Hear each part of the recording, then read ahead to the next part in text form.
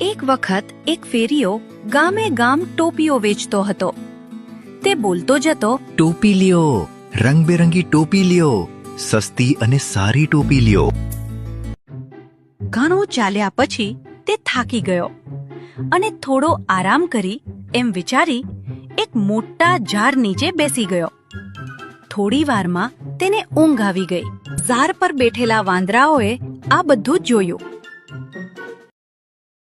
બધા વાંદરાઓ નીચે ઉતર્યા અને ફેરિયાની ટોપીઓ લઈને પોતાના માથા પર પહેરી લીધી. થોડી વાર પછી ફેરિયો જાગ્યો.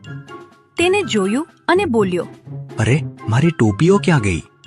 એને ઉપર જોયું તો બધા વાંદરાઓ ટોપી પહેરીને બેઠા હતા.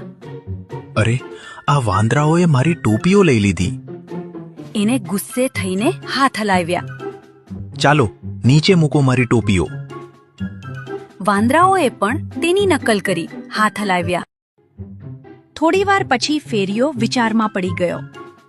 આ તો મારી નકલ કરે છે. હવે શું કરું? તેને એક યુક્તિ સૂજી. એને એક ટોપી પહેરી અને પછી ટોપી ઉતારી અને જમીન પર ફેંકી દીધી.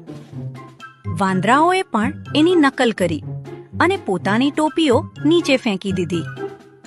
ફેરિયો ખુશ થઈ ગયો અને બધી ટોપીઓ ભેગી કરી લીધી અને ત્યાંથી ચાલી નીકળ્યો.